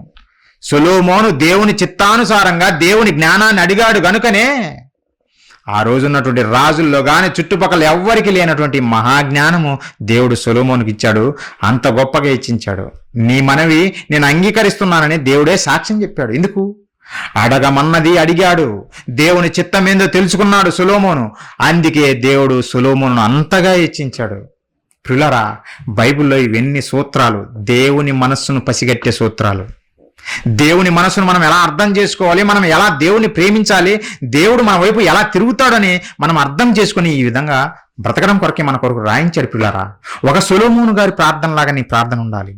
మన ప్రభులు వారు ఏ విధంగా తండ్రితో మాట్లాడాడో ఆ విధంగా నువ్వు మాట్లాడాలి. తండ్రి ఈ దేహాన్ని నాకు ఇచ్చావు, ఎందుకంటే నీ చిత్తమంటూ ఒకటి ఉంది తండ్రి. అదేంటంటే ఈ లోకం కొరకు, ఈ పాప ప్రపంచం కొరకు నేను ప్రాణం పెట్టాలి. అందుకే ఈ దేహాన్ని ఇచ్చావు. సమాజానికి మీ గురించి తెలియజేయాలి, తర్వాత ప్రాణం పెట్టాలి. అందుకే ఈ దేహాన్ని ఇచ్చావు తండ్రి. అదే మీరు గ్రంథపు చుట్టలు రాసుకున్నారు, అందుకే నన్ను ఈ భూమి మీదకి పంపించారు అని యేసుక్రీస్తుల వారు స్వయాన పలికారు. పిల్లారా, మరి మనం అలా పలుకుతున్నామా? అలా చేస్తున్నామా ప్రార్థనలు? ప్రభువా నాకు అది లేదు ప్రభువా, ప్రభువా నాకు ఇది లేదు ప్రభువా. ఎంతకాలం ప్రియులారా, ఎంతకాలం ఇలా మనం కాలం గడుపుతాము? ఎంతకాలము దేవుడిచ్చిన ఈ ఆయుష్కాలాన్ని మనం వృధా చేసుకుంటాము? ఆలోచించండి. మాయ బోధలు విని మీ జీవితాలను వృధా చేసుకోవద్దు. దేవుని దగ్గర నుంచి వచ్చే బహుమానాన్ని మీరు పోగొట్టుకోవద్దు. అందుకే క్రైస్ట్ చర్చ్ ఖమ్మంతో చేతులు కలపండి. ఇది డినామినేషన్ కాదు, ఇదే డినామినేషన్ కాదు. క్రీస్తును ప్రేమించి ప్రారంభించినటువంటి సంఘము, పరలోకపు తండ్రిని ప్రేమించి ప్రారంభించినటువంటి సంఘము. ఆయన కార్యాలు జరిగించాలి, మాతో పాటు మాతో కలిసి పనిచేస్తున్న ప్రతి ఒక్కరికి బహుమానం రావాలని దృఢ సంకల్పంతో పనిచేస్తున్నాం. పిల్లరా, చేతులు కలపండి. మీ ఆస్తులు మాకు ఇచ్చామని మేము అడగటం లేదు. దేవుని జ్ఞానం నేర్చుకోండి, దేవుని కొరకు మీరు గొప్పగా బ్రతకండి, దేవుని దగ్గర నుంచి గొప్ప బహుమానం మీరు పొందుకుంటారు పిల్లారా. అదే మా కోరిక. మేము పొందుకోవాలి బహుమానము, మీరు పొందుకోవాలి. అసలు క్రియలే లేకపోతే మనకు బహుమానం ఎలా వస్తుంది, మనకు జీతం ఎలా వస్తుంది? యేసుక్రీస్తు వారు పలుకుతున్నారు పిల్లారా, నాకు దేహాన్ని ఇచ్చావు తండ్రి, ఈ దేహంతో నిన్ను మహిమపరచాలని ఇచ్చారు, మీ చిత్తాన్ని నెరవేర్చడానికి వచ్చారు. మరి నెరవేర్చాడా చిత్తాన్ని? ఆయన ఇంకా సిలువ ఎక్కబోయే ముందు తండ్రికి ప్రార్థన చేస్తున్నాడు యేసుక్రీస్తుల వారు పిల్లారా. ఏమని ప్రార్థన చేశాడో చూడండి పిల్లారా. క్రైస్తవ ప్రపంచం తెలుసుకోవాలి ఈ మాటలు. ప్రతి ఒక్కరూ నువ్వు వచ్చావులే, నిన్న కాక మొన్న వచ్చావు, పుట్టుకతోనే క్రైస్తవులము, మాకు నువ్వేంది చెప్పేది అనుకుంటుండ్రేమో. పిల్లారా, ఎప్పుడు వచ్చామా లేదంటే పుట్టుకతో క్రైస్తవులమా, ఇది కాదు దేవుడు చూసేది. ఆయన కోరుకున్నట్టుగా నువ్వు బ్రతుకుతున్నావా, ఆయన కోరుకున్నట్టుగా నువ్వు చేస్తున్నావా లేదా అనేది అంతే చూస్తాడు తప్ప ఎప్పుడు వచ్చావు, ఎలా వచ్చావు, ఇది కాదు పిల్లారా. యేసుక్రీస్తుల వారు పలుకుతున్నారు. ఏం పలుకుతున్నారో, ఆయన ఏమి తండ్రితో చెబుతున్నారో ఒకసారి చూడండి. యోహాను సువార్త 17వ అధ్యాయం పిల్లారా, 4వ వచనము. చేయుటకు నీవు నాకిచ్చిన పని తండ్రి, నన్ను భూమి మీదకి పంపించేటప్పుడే ఒక పని అప్పగించారు తండ్రి. ఆ పనిని, మీరిచ్చిన పనిని నేను సంపూర్ణముగా నెరవేర్చి ఏమాత్రము మిగిలించలేదంట. సంపూర్ణముగా అంటే కంప్లీట్ చేసేసాడు. ఇది తక్కువైందని నేను చెప్పలేదు. నేను చేయుటకు నీవు నాకిచ్చిన పని సంపూర్ణంగా నెరవేర్చి భూమి మీద నిన్ను మహిమపరిచితిని. ఎవరైనా సరే దేవుణ్ణి మహిమపరచాలి అంటే ఎలా మహిమపరచాలో తెలుసునా? యేసుక్రీస్తుల వారిలాగా మహిమపరచాలి. భూమి మీద నీవు నాకిచ్చిన పని కంప్లీట్ చేసి, సంపూర్ణం చేసి నేను మహిమపరిచాను. మరి ఈరోజు జనాలు చెప్పుకుంటారు ఏందో తెలుసునా? వర్షంలో తడుస్తూ దేవుణ్ణి మహిమపరిచారండి అని చెప్పుకుంటున్నారు. 40 రోజులు ఉపవాస ప్రార్థనలు దేవునికి మహిమకరంగా జరుగుతున్నాయండి. డాన్స్ వేసి దేవుని మహిమపరిచామండి. ప్రియులారా, దేవుడు చెప్పిన మాట ఒకటైతే వీళ్ళు చెప్పిన నిర్వచనము మహిమకు డిఫరెంట్. ప్రియులారా, దేవుడు ఏమంటున్నాడో తెలుసునా? యేసుక్రీస్తుల వారు తన గూర్చి చెబుతూ, తండ్రి మీరు నాకిచ్చారు ఒక పని, ఆ పని సంపూర్ణముగా నెరవేర్చి భూమి మీద మిమ్మల్ని మహిమపరిచాను. అంటే దేవుడు మనకిచ్చిన పనులు మనం నిర్వర్తిస్తే, కంప్లీట్ చేస్తే అదే దేవునికి మహిమ. ప్రియులారా, పని చేయకుండా ఊరికే స్తుతి స్తోత్రం అని సుత్తి కొడితే దేవునికి మహిమ రాదు. ప్రియులారా, క్రీస్తు అలా చెయ్యలేదు. క్రీస్తు ప్రార్థన చేశాడు. ఎలా చేశాడు? ప్రజల మధ్యకు వచ్చి అందరి ముందు ఏషధారుల వల్లే ప్రార్థనలు చేయలేదు. ప్రజల మధ్యకు వచ్చినప్పుడల్లా దేవుని మాటలు ప్రకటించాడు. రాత్రిపూట ఒంటరిగా ఒలీవ కొండలకు వెళ్ళి అక్కడ తండ్రితో మాట్లాడాడు. ఒకవేళ నేను ప్రార్థన పరుడుగా ఉండాలంటే ఏం చేయాలో తెలిసిన? పగలంతా సువార్త ప్రకటించు, రాత్రి ఇంటికి వెళ్ళి గడి వేసుకొని తలుపు పెట్టుకొని ప్రార్థన చేయి, తప్పేమి లేదు. అలా కాకుండా ప్రజల మధ్యకు వచ్చి నేను ప్రార్థనాపరుణ్ణి, ప్రార్థన అంటే ఎందుకయ్యా నీ ప్రార్థన? దేవునితో మాట్లాడమే కదా ప్రార్థన అంటే. నువ్వు పని చేయకుండా దేవునితో ఏం మాట్లాడతావు? ఎవరైనా మనం పని అప్పచెబుతాం ప్రియులారా. పని అప్పచెప్పిన తర్వాత వాడు పని చేయకుండా వచ్చి మనతో ముచ్చట్లు పెడుతుంటే ఏమంటాం? ఎల్లు రేఖ నుంచి ఎల్లు అంటామా లేదా? అంటాం ప్రియులారా. మరి దేవుడు అనడా? యేసుక్రీస్తుల వారు చూపిన బాటలో నడవాలి ప్రియులారా. పగలున్నంతసేపు ఆయన కష్టపడి పని చేశాడు. ఎక్కడ ప్రజల మధ్యకు వచ్చి ఇదిగో తండ్రి అని ఏషధారిలాగా ప్రార్థన చేయలేదు. మన వాళ్ళు చేసినట్టుగా పగలున్నంత వరకు కష్టపడ్డాడు, పని చేశాడు, దేవుడు చెప్పినట్టుగా పని చేశాడు. రాత్రి మాత్రము అప్పుడు అందరు పడుకుంటారు కదా, ఆయన ఒంటరిగా వెళ్ళి డిస్టర్బ్ లేకుండా తండ్రితో మాట్లాడాడు. యేసుక్రీస్తు వారు పిల్లారా, అలా చెయ్యి. నువ్వు ప్రార్థన చేయాలంటే, నువ్వు ప్రార్థనా వీరుడుగా ఉండాలంటే నువ్వు అలానే చెయ్యి, తప్పేం లేదు. కానీ ప్రజల మధ్యకు వచ్చినప్పుడు నువ్వేం చేయాలో తెలిసినా? నీ గలము విప్పి దేవుని మాటలు ప్రకటించు. లేదంటే ప్రకటిస్తున్న వారికి నీవు చేయగలిగింది సహాయం చెయ్యి, లేదంటే వారితో కలిసి ప్రయాణించు. అంతేగాని ప్రజల మధ్య వేషధారులాగా కనపరచుకోవడం కొరకు, నేను భక్తుని అని కనపరచుకోవడం కొరకు ప్రార్థన చేయకూడదు. దీర్ఘ ప్రార్థనలో అది కాదు ప్రియులారా. యేసుక్రీస్తుల వారు చెబుతున్నారు, నేను ఏ విధంగా తండ్రిని మహిమపరిచాను అని చెబుతున్నారు ప్రియులారా. తండ్రి మీరు నాకు పని ఇచ్చారు కదా, ఆ పని సంపూర్ణంగా నెరవేర్చాను భూమి మీద, ఆ పని సంపూర్ణంగా నెరవేర్చే మిమ్మల్ని మహిమపరిచాను తండ్రి అంటున్నాడు. ఇలా దేవునికి మహిమ కలుగుతుంది ప్రియులారా. ఈ సూత్రము పౌలు గారికి అర్థమైంది. యేసుక్రీస్తుల వారు చేసిన ప్రార్థన, యేసుక్రీస్తుల వారు బ్రతికిన బ్రతుకు పౌలు గారికి అర్థమైంది, శిష్యులకు అర్థమైంది. అందుకే పౌలు గారు ఏమన్నారో తెలుసునా? ఆయన క్రీస్తులోనికి వచ్చిన తర్వాత ఆయన ఏమని పలికారో తెలుసునా? ఫిలిప్పీలకు రాసిన పత్రిక ఒకసారి చూడండి పిల్లారా. ఫిలిప్పీలకు రాసినటువంటి పత్రిక 1వ అధ్యాయము 21, 22 వచనాలు పిల్లారా. నా మట్టుకైతే బ్రతుకుట క్రీస్తే, చావైతే లాభము. నా మట్టుకైతే బ్రతుకుట క్రీస్తే, ఇక నేను క్రీస్తు కొరకే బ్రతుకుతానన్నాడు పౌలు గారు. అందుకే పెళ్లి కూడా చేసుకోలేదు. అలాగనే దేవుడు పెళ్లి చేసుకోవద్దని చెప్పలేదు. చేసుకుంటే చేసుకో, ఇబ్బంది ఏం లేదు. చేసుకున్నా సరే నువ్వు దేవుని కొరకు బ్రతకాలి. భార్య బ్రతకాలి, భర్త బ్రతకాలి. దేవుడు నీకు ఇచ్చిన గర్భఫలాలు కూడా దేవుని కొరకు బ్రతకాలి. దేవుడు అందుకే నన్ను మనకి ఇచ్చింది ఈ జీవితం.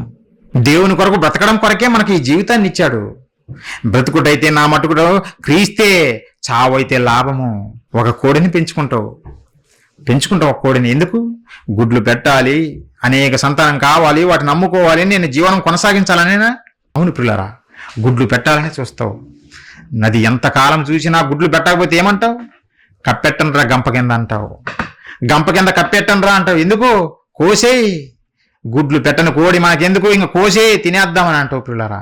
ఒక మామిడి చెట్టుని వేసుకుంటావు, మామిడి ఫలాలు తినాలని నిజంగా ఆశతో వేసుకుంటావు. వేసుకున్న తర్వాత దానికి నీరు పోస్తావు, ఎరువు వేస్తావు, తెగులు రాకుండా మందులు వాడతావు. సంవత్సరం చూస్తావు ఫలాలు రాలేదు, 2వ సంవత్సరం చూస్తావు ఫలాలు రాలేదు, 3వ సంవత్సరం చూస్తావు ఫలాలు రాలేదు. ఏం చేస్తావు? ఫలాలు రాని మామిడి చెట్టు మన ఇంటి ముందు ఎందుకు? తీసేయి, దీన్ని నరికేయి అంటావు. మరి పిల్లారా, దేవుడు మనల్ని చూసి ఏమనాలి ఆలోచించండి. దేవుడు తన కొరకు మనల్ని చేసుకుని ఈ భూమి మీదకి పంపించిన తర్వాత మనము దేవుని పనిని పక్కన పెట్టి మన పనులు చేస్తుంటే మనల్ని చూసి దేవుడు ఏమనాలి? తీసేయి అనాలనా లేదా? ప్రియులారా, అదే అంటాడు దేవుడు. అది అనకముందే మనం జాగ్రత్త పడాలి. దేవుడు మనల్ని ఈ భూమి మీద నుండి తీసేయక ముందే మనం జాగ్రత్త పడాలి. ఆయన అప్పగించిన పనిని మనం చెయ్యాలి ప్రియులారా, మనం చెయ్యాలి. నిజంగా పౌలు గారికి అర్థమైపోయింది, తండ్రి గతకాలం ఏ విధంగా నా కాలాన్ని అంతా వృధా చేసుకున్నాను, ఇక నుంచి బ్రతుకుట నా మటుకైతే క్రీస్తే, చావైతే లాభము అని చెబుతూ ఇంకో మాట పలుకుతున్న పిల్లారా. అయినను శరీరముతో నేను జీవించుటే నాకున్న పనికి ఫలసాధనమైన ఎడల నేనేమి కోరుకుందునో నాకు తోచలేదు. అంటే ఈ శరీరంతో నేను నిలిచి ఉన్నానంటే నాకున్న పనికి ఫలసాధనము, ఫలాన్ని తెచ్చిపెట్టే ఒక సాధనము ఈ దేహము. నాకు జీతాన్ని తెచ్చిపెట్టే ఒక సాధనము లాంటిది దేహము అంటుండు పౌలు గారు. పిల్లారా, నీకిచ్చిన దేహము అలాంటిదే. నీకు తండ్రి దగ్గర జీతము పొందడం కొరకే ఈ దేహాన్ని ఇచ్చాడు. ఒక సాధనంగా వాడుకొని తండ్రి దగ్గరికి చేరడం కొరకు ఈ దేహాన్ని ఇచ్చాడు. పిల్లరా, ఎంతమంది ఈ దేహాన్ని దేవుని కొరకు వాడుతున్నారు ఆలోచించండి. ఎంతమంది దేవుడిచ్చిన ఈ దేహాన్ని దేవుని కొరకు వాడుతున్నారు. ఉదయం లేచినప్పటి నుంచి పడుకునేంత వరకు మన పనులేనా? Job job job job. నిజంగా దేవుని కొరకు బ్రతికేవారు కరువు అయిపోయే పిల్లరా. దేవుడిచ్చిన దేహాన్ని వృధాగా చేసుకుంటున్నారు. దేవుని కొరకు సాధనంగా వాడటం లేదు. రామామా ఒక పెగ్గేద్దాం రా, ఒక పెగ్గేద్దాం రా, చాలా రోజులు అయితే కలిసి మన ఇద్దరం కలిసి ఒక పెగ్గేద్దాం రా అంటాడు. పెగ్గేస్తాడు, ఊర్లో తిరుగుతాడు, అలా పెగ్గుల మీద వేసి చివరికి ఆ పెగ్గులతోటే పోతాడు. మందుబాబులు. ప్రియులారా, దేవుడిచ్చింది ఈ దేహాన్ని నువ్వు మందు తాగి పాడు చేసుకోవడం కొరకేనా? నీ జీవితాన్ని నాశనం చేసుకోవడం కొరకేనా? మరికొంతమంది వ్యభిచారం అంటూ తిరుగుతారు. తిరిగి ఆ వ్యభిచారంలో వచ్చిన ఎయిడ్స్ తోటే అంతమైపోతారు జీవితం. అందుకేనా దేవుడు నీకు ఈ జీవితాన్ని ఇచ్చింది? నువ్వు ఎయిడ్స్ తెప్పించుకొని చనిపోవడం కొరకేనా ఈ జీవితాన్ని ఇచ్చింది? కాదు పిల్లారా, దేవుని కొరకు పవిత్రంగా ఈ దేహాన్ని వాడాలి. దేవుని కొరకు సాధనంగా ఈ దేహాన్ని వాడాలి. దేవుని పనులు చేయకుండా నీ పనులు చేసుకుంటే ఏమి ప్రయోజనం పిల్లారా? దొంగతనం అని తిరుగుతాడు. చివరికి పోలీస్ చేతిలో కుక్క సాగు చేస్తాడు. నీకు దేహాన్ని ఇచ్చింది, జీవితాన్ని ఇచ్చింది ఇలాంటి దుర్నీతి కార్యాలు చేయటం కోసం కాదు పిల్లారా. మరి దేనికి ఇచ్చాడు అంటే రోమిలకు రాసిన పత్రిక చూడండి పిల్లారా. రోమిలకు రాసిన పత్రిక 6వ అధ్యాయము 13వ వచనం నేను చదువుతున్నా చూడండి. మరియు మీ అవయవములను, మీ కళ్ళను, మీ చెవులను, మీ చేతులను, మీ కాళ్ళను, ఏదైనా సరే దేవుడు ఇచ్చినటువంటి ఈ అవయవాలన్నిటినీ, ఈ దేహంలో ఉన్నటువంటి అవయవాలను దుర్నీతి సాధనములుగా పాపమునకు అప్పగింపకుడి. దుర్నీతి సాధనాలుగా వాడకండి. పౌలు గారిలాగా దేవుని దగ్గర జీతాన్ని తెచ్చిపెట్టే విధంగా సాధనంగా వాడండి. దుర్నీతికి సాధనాలుగా పాపమునకు అప్పగింపకుడి. అయితే మృతులలో నుండి సజీవులమనుకొని మిమ్మును మీరే దేవునికి అప్పగింపుకొనుడి. మీ అవయములను నీతి సాధనములుగా దేవునికి అప్పగించుడి. నీతి సాధనములుగా దేవునికి అప్పగించండి. దేవుడే కదా ఈ దేహాన్ని ఇచ్చింది, దేవుడే కదా ఈ శరీరంలో ప్రతి భాగాన్ని చేసింది. మరి ఎవరికిస్తున్నావు నీ దేహాన్ని? నా దేహం మీద నా భర్తే, నా దేహం మీద నా భార్యకే అని కాదు ప్రియులారా. భార్యాభర్తల సంబంధం ఉండాలి, కానీ ఇద్దరు మరలా దేవుని పనిలో ఉండాలి. దేవుడిచ్చిన ఈ జీవితాన్ని దేవుని కొరకు వాడాలి ప్రియులారా. మనం అందరము, ప్రతి ఒక్కరము, ఏ భేదం లేదు. దేవుడు అందుకే ఈ జీవితాన్ని ఇచ్చాడు. దేవుడు అందుకే ఈ జీవితాన్ని ఇచ్చాడు. అందుకే ఈ అవయవాలను పనిచేసేవిగా మన బాడీలో పెట్టాడు ప్రియులారా. ఆయన కొరకు బ్రతకాలని. ఎంతమంది బ్రతుకుతున్నారో ఆలోచించండి. నిజంగా ఈ భూమి మీద నువ్వు దేవుని కొరకు బ్రతుకుతే నీ అంటూ వచ్చే అంటూ ఏమైనా ఉన్నాయంటే ఈ కార్యాలే ప్రియులారా. భూమి మీద బ్రతికినంత కాలము నా భార్య లేదంటే నా భర్త అని బ్రతుకుతాము, నా పిల్లలను బ్రతుకుతాము. నువ్వు భూమిని విడిచిన వెంటనే పాతిపెట్టండి అంటారు ఎవరైనా సరే. అయ్యో నేను నా భార్యను ప్రేమించాను, నా భార్యను ఇక్కడే ఇంట్లోనే పెట్టుకుంటాను అని ఏ భర్త అనగడు. అయ్యో నా తల్లిదండ్రులు నన్ను ఎంతగానో ప్రేమించారు, నన్ను గొప్పవారు చేశారని పిల్లలు ఆ తల్లిదండ్రులను ఇంట్లోనే పెట్టరు. చనిపోయిన వెంటనే బయటికి గంటేస్తారు, కప్పి పెడతారు, మట్టిలో కప్పి పెడతారు పిల్లరా. ఏది నీతో రాదు. నువ్వు సంపాదించిన ధనము నీతో రాదు. నువ్వు జీవితాంతం కష్టపడిన నీ జాబు నీతో రాదు. మరి నీతో వచ్చేదంటూ ఒకటే ఉంది పిల్లరా. ఏంటిదో తెలుసునా? కళ్ళు తెరవండి. ఈ రోజు ఈ మాట చూసైనా మీరు కళ్ళు తెరవండి. దేని వరకు కష్టపడాలో ఆలోచించుకోండి. ప్రకటన గ్రంథము ఒకసారి చూడండి.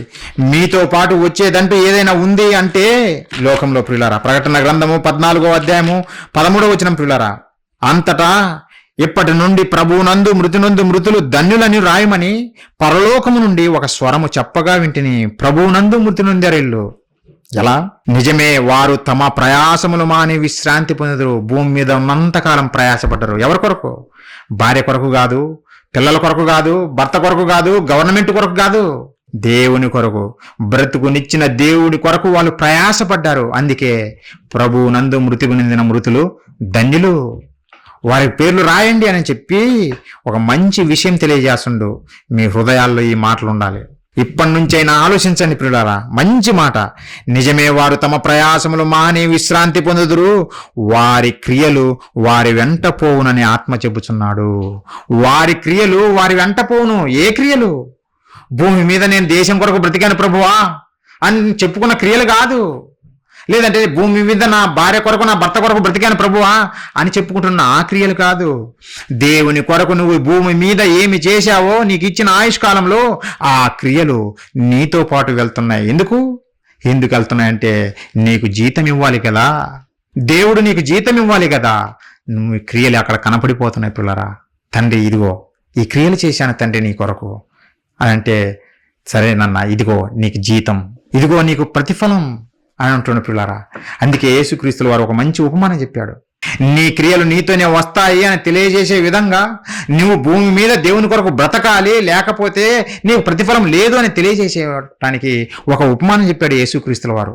ఒక మనుషుడు తన దాసులను పిలిచి దేశాంతరం పోతూ వాళ్ళకి తన ఆస్తి అంతటిని అప్పచెబుతూ ఒకనికి పిలిచి 5 తలాంతులు ఇచ్చాడంట. మరొకని పిలిచి 2 తలాంతులు ఇచ్చాడంట. ఇంకొకరిని పిలిచి 1 తలాంతు ఇచ్చాడంట. ఎలా? వారి సామర్థ్యం కొలదే అని రాయబడి ఉంటుంది బైబిల్లో. వారు ఎంత చేయగలరో వారి సామర్థ్యం కొలదే దేవుడు వారికి తగ్గట్టుగా తలాంతులు ఇచ్చాడు. ఎలా? గుడ్డివారు అంటారు, నేను చూడలేను, నేను చదవలేను అంటారు. అయితే నువ్వు చేయగలిగిన పనే దేవుడు అప్పచెప్పాడు. చెవిటివారు ఉంటారు, నేను వినలేను అంటావు. అయితే నువ్వు చేయగలిగిన పనే. నేను కుంటివాడిని అంటావు, నువ్వు చేయగలిగిన పనే. నీ దేహంలో అవయవ లోపం ఏది ఉన్నా సరే ఆ అవయవ లోపమును బట్టి నువ్వు మిగతా మనిషిలాగా చేయలేదని దేవుడు ఎప్పుడు చూడు. నీ సామర్థ్యం కొలది నువ్వు చేస్తున్నావా లేదనేది చూస్తాడు. అలానే దేవుడు పని అప్పచెప్పాడు పిల్లల వాళ్ళ ముగ్గురికి. 5 తలాంతులు ఒకరికి, 2 తలాంతులు ఒకరికి, 1 తలాంతు ఒకరికి. వారి సామర్థ్యం కొలది అప్పచెప్పి చాలా కాలం తర్వాత మరలా తిరిగి వచ్చాడు. వారిని పిలిచి లెక్క చూసుకోవాలనుకున్నాడు. పిలిచాడు, ఒక్కొక్క దాసుని పిలిచాడు. 5 తలాంతులు ఇచ్చినటువంటి దాసుని పిలిస్తే అతడు వచ్చి, ప్రభువా 5 తలాంతులు నాకు ఇచ్చారు కదా, ఈ 5కు 5 సంపాదించాను ప్రభువా అని అంటాడు. అప్పుడు ఏమంటాడో తెలిసిన అద్భుతమైన మాట చూడండి ఒకసారి. మత్తయి సువార్త 25వ అధ్యాయం మనం చూడగలిగితే 21వ వచనం నేను చదువుతాను చూడండి. 5 తలాంతులు తీసుకున్నటువంటి వ్యక్తి 5కు 5 సంపాదించాడు కదా. ఆ సంపాదించినటువంటి వ్యక్తిని చూసి దేవుడే సాక్ష్యం పలుకుతున్నాడు. ఏమంటున్నాడో తెలుసునా? 21వ వచనం, అతని యజమానుడు, బల నమ్మకమైన మంచి దాసుడా, నీవు ఈ కొంచెంలో నమ్మకముగా ఉంటివి, నిన్ను అనేకమైన వాటి మీద నియమించదను, నీ యజమానుని సంతోషములో పాలు పొందుదు అని అతనితో చెప్పెను. బల నమ్మకమైన మంచి దాసుడా అన్నాడు. ఎవరిని? పని చేసి సంపాదించిన వాణ్ణి.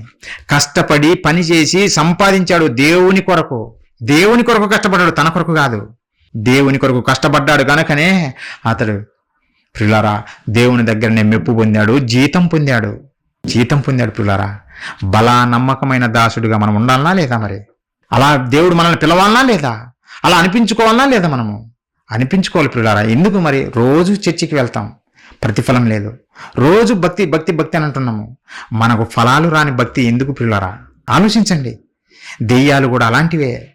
దెయ్యాలు కూడా చేస్తున్నది అదే, దేవుని నమ్ముతున్నాయి. నమ్మలేదని దేవుడు చెప్పటం లేదు, నమ్మాయి, కానీ దేవుని చిత్తం అవి చెయ్యవు. మరి మనము కూడా దేవుని నమ్మి దేవుని చిత్తాన్ని చేయకపోతే ఎలా ప్రియులారా? అందుకే ఒక తలాంతు తీసుకున్న వ్యక్తి ఏం చేశాడో తెలుసునా? ఆ తలాంతు తీసుకొని సంపాదించకుండా, కష్టపడి పని చేయకుండా సోమరి అయి వెళ్ళి భూమిలో బాతి పెడతాడు ప్రియులారా. అప్పుడు ప్రభువుకి అదే చెబితే అవుతాడు చెడ్డదాసుడా. ప్రభువు ఆ దాసుని చూసి చెడ్డదాసుడా అంటాడు. ఒకసారి చూడండి, ఆ మాట కూడా చూడండి పిల్లరా. మత్తయి సువార్త 25వ అధ్యాయం మనం చూడగలిగితే 25వ వచనం నుంచి నేను చదువుతున్నా. కనుక నేను భయపడి వెళ్ళి నీ తలాంతులను భూమిలో దాచిపెట్టి తిని, ఇదిగో నీది నీవు తీసుకొనమని చెప్పాను. అందుకు అతని యజమానుడు వానిని చూసి, సోమరివైన చెడ్డదాసుడా, నేను విత్తని చోట కోయువాడవను, చల్లని చోట పంట కూర్చుకుని వాడనని నువ్వు ఎరుగుదువా? అట్లయితే నీవు నా సొమ్ము సావుకారుల యొద్ద ఉంచవలసి ఉండెను, నేను వచ్చి వడ్డీతో కూడా నా సొమ్ము తీసుకుని ఉండేదనే అని చెప్పి ఆ తలాంతును వాని యొద్ద నుండి తీసివేసి 10 తలాంతులు గల వానికి ఇయ్యుడి, కలిగిన ప్రతి వానికి ఇయ్యబడును, అతనికి సమృద్ధి కలుగును. అంటే అతనికి ఇచ్చినటువంటి తలాంతును కూడా తీసేసి కలిగిన వాడికి ఇచ్చాడు. మన బోధకులు దీన్ని ఇంకో విధంగా సెట్ చేశారు. ఎలా? కలిగిన వాడికే ఇవ్వబడును అని ఈ లోక సంబంధమైన ఆశీర్వాదాలు చూపిస్తారు. కాదు పిల్లారా, దేవుని కార్యాల గురించి చెబుతున్నాడు. దేవుని కార్యాలు, దేవుని కొరకు నువ్వు ఏం చేశావు? నువ్వు చేశావా? అయితే నీకు ప్రతిఫలం దొరుకుతుంది. చెయ్యకపోతే చెడ్డదాసుడా అంటున్నాడు. చివరికి ఆ చెడ్డదాసుడు పరిస్థితి ఏందో తెలిసిన?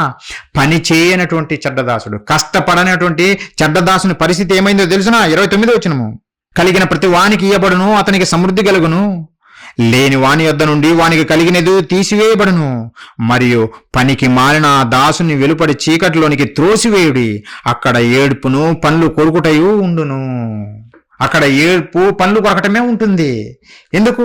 భూమి మీద దేవుడు ఇచ్చిన ఆయుష్ కాలంలో పని చేయలేదు గనక, దేవుని కొరకు బ్రతకలేదు గనక, తన కొరకే బ్రతికాడు, తన కుటుంబం కొరకే బ్రతికాడు, దేశం కొరకు బ్రతికాడు. అందుకే ప్రియులారా, దేవుని దగ్గర నుంచి బహుమానం లేదు. చివరికి నరకంలో కాలిపోతూ ఏడుస్తూ పళ్ళు కొరుకుతూ ఉన్నాడు. ఈరోజు పని చేయని ఏ క్రైస్తవుని పరిస్థితి అయినా ఇదే. మేము నమ్మేశాము అనుకుని భ్రమలో బ్రతకద్దు మీరు ఎవ్వరు. పని చేయండి. క్రైస్ట్ చర్చ్ కంబం మీకు పని కనిపిస్తుంది. దేవుని పని, మా పని కాదు. మా పని కాదు ప్రియులారా, దేవుని పని. మీరు, మేము అందరము కలిసి పని చేయాలి. పని చేస్తేనే దేవుని దగ్గర బహుమానం ప్రియులారా. ఒకవేళ పని చేయలేదనుకో, ఈ చెడ్డ దాసుల్లాగా ఉండిపోయావనుకో, నేను దేవుని నమ్మాను అని ఏ పని చేయకుండా ఉంటే దేవుడు చెబుతుండే ఒక మాట చూడండి ఒకసారి. యాకోబు పత్రిక 2వ అధ్యాయం 26వ వచనం మనం చూడగలిగితే దేవుడు చెబుతున్న మాటలు, ఒకవేళగైనా నువ్వు దేవుడిచ్చిన ఈ ఆయుష్ కాలంలో దేవుని కొరకు బ్రతకకుండా నీ కొరకే బ్రతుకుతే అని అంటుండు. దేవుని నమ్మినామని చెబుతున్న వారిని చూసి, ప్రాణము లేని శరీరం ఎలాగూ మృతమో అలాగే క్రియలు లేని విశ్వాసమును మృతము. క్రియలు లేని విశ్వాసము మృతము, మృతము, మృతము, డెడ్. ఉపయోగం ఏమి లేదు. నేను దేవుని నమ్మాను, ఆదివారం వెళ్తున్నాను చర్చికి, ఉపయోగం ఏమి లేదు. ఆలోచించండి పిల్లరా.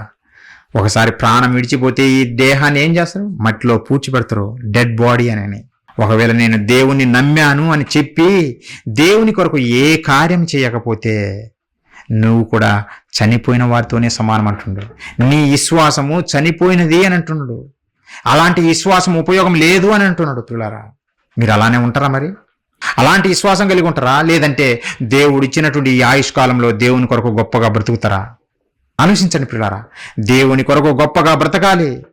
దేవుని కొరకు నువ్వు ఈ భూమి మీదనే చెయ్యాలి. చెయ్యకపోతే నీకు ఏ లాభం లేదు, ఏ ప్రయోజనం ఉండదు పిల్లరా. అందుకే ఈ కాలంలోనే, ఈ 60-70 సంవత్సరాల కాలంలోనే మనం బ్రతకాలి. మోషే గారికి అర్థమైంది.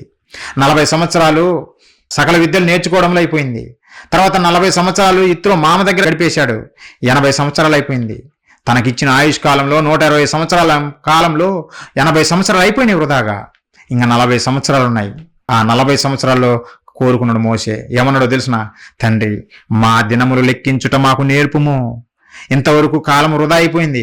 ఇక నుంచైనా నా దినాలు ఎలా నీతో గడపాలో నాకు నేర్పండి, నా అడుగుల లెక్క నాకు నేర్పండి అని మోషే గారు ప్రార్థన చేసి ఆ 40 సంవత్సరాలు దేవుని కొరకు కష్టపడ్డాడు పిల్లరా.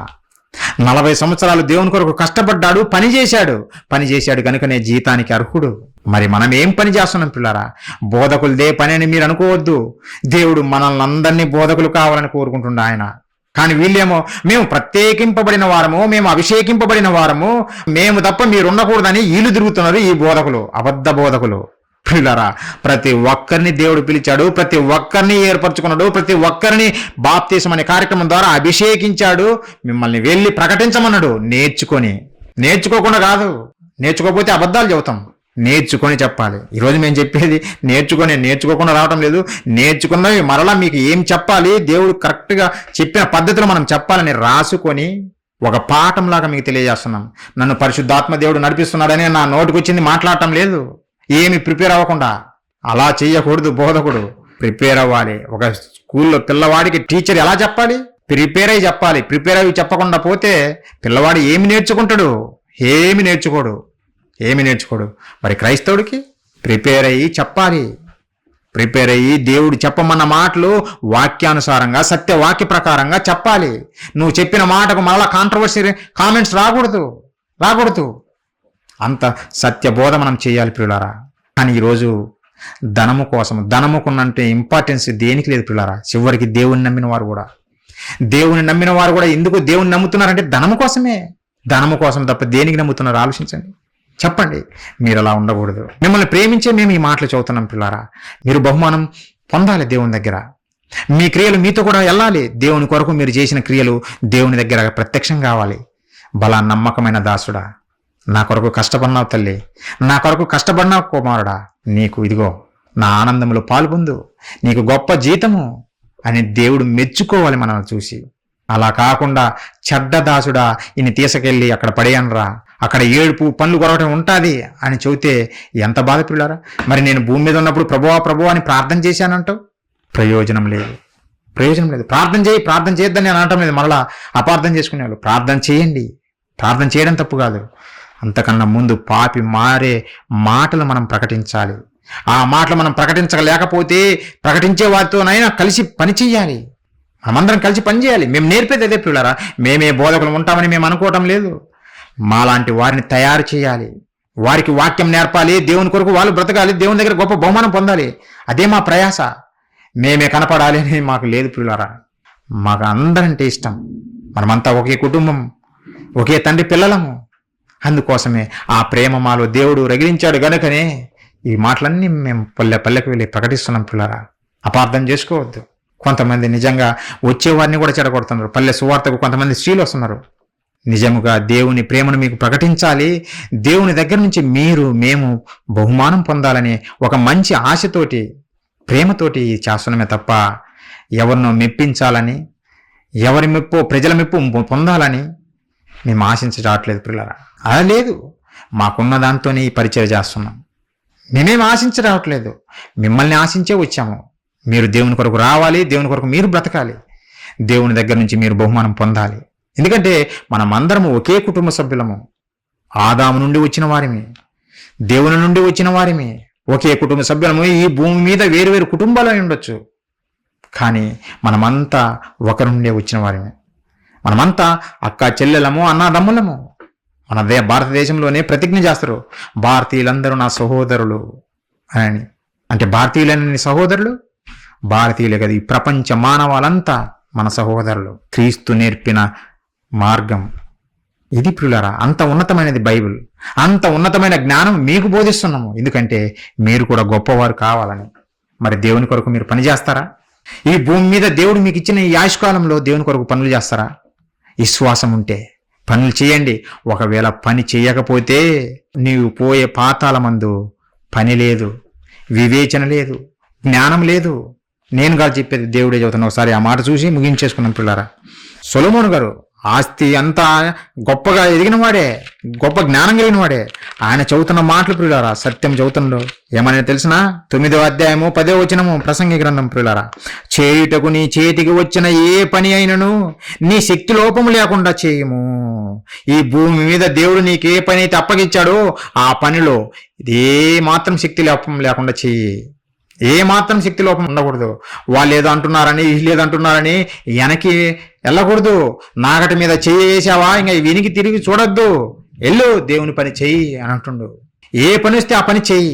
యేసుక్రీస్తుల వారు అదే అన్నారు కదా, సంపూర్ణముగా నెరవేర్చాను. మనము కూడా సంపూర్ణముగా దేవుని పని నెరవేర్చాలి ఈ భూమి మీద. ఎందుకంటే చదువుతుండే తర్వాత ప్రియులారా, నీవు పో పాతాళమందు పని అయినను ఉపాయమైనను తెలివైనను జ్ఞానమైనను లేదు.